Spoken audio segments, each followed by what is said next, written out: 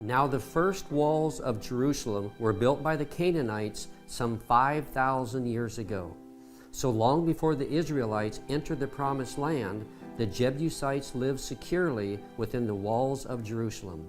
The city was blessed with natural valleys around it that made it easy to defend.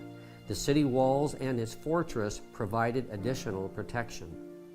The long history of Jerusalem began well before it was captured by King David and made into the capital of the people of Israel some 3,000 years ago. Archaeological findings indicate the existence of a settlement in Jerusalem in the 3rd millennium or 3,000 years before Christ. The first mention of the city in historical sources begins in the 2nd millennium BC, or once again 2,000 years before Christ.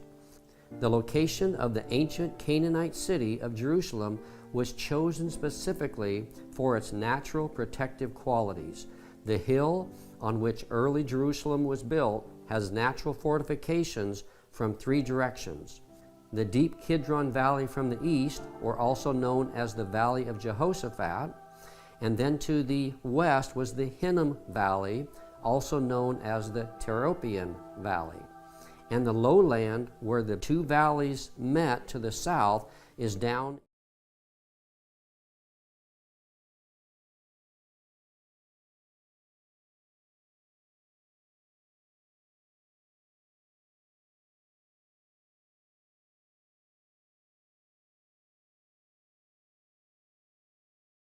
not fully. And then when David came on the scene in about 1000 BC, then it was he who was able to conquer the city and enlarge it.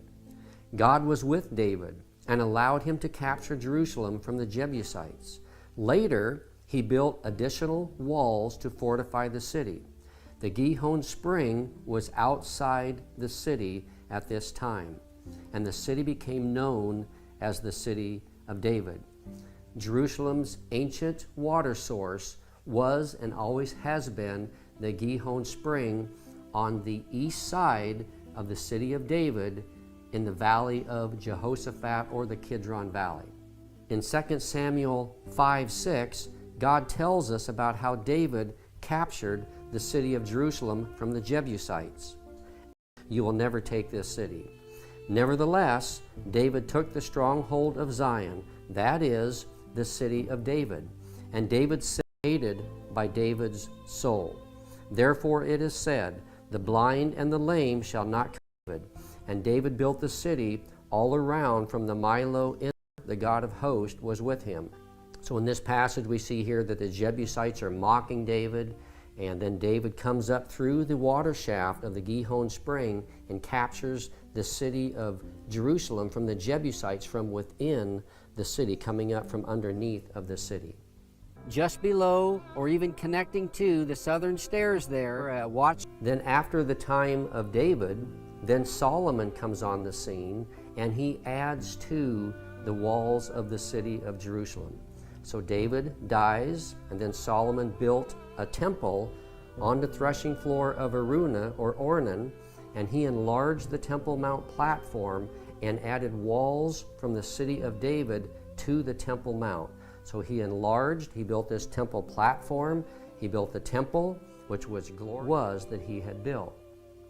Around 700 BC, then Hezekiah enlarged the city of Jerusalem in a big way.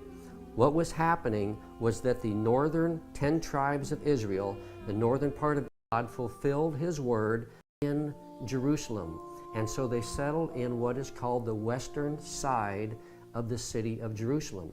So when the Assyrians were of how wide it was built quick, and it encompassed the whole western side of the city of David and Jerusalem.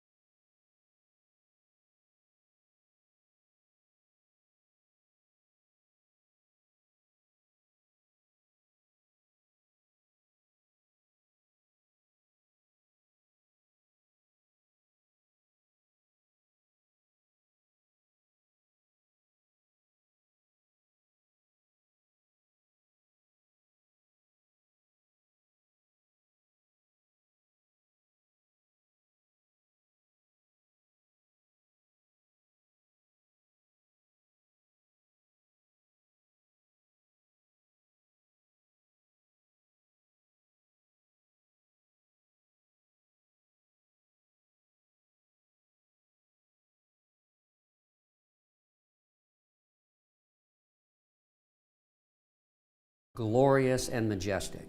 We'll take a look at each section of the city walls now. We'll start with the western city wall side and then see the northern, eastern, and southern sides of the city walls. Along the way, we'll highlight the city gates and a few outstanding places. In another video, we'll talk about the west of Jerusalem are spectacular in beauty. One notable place along this wall is the believed place where Christ was tried and condemned to crucifixion. Herod's palace was located just inside this wall, and it's believed Pilate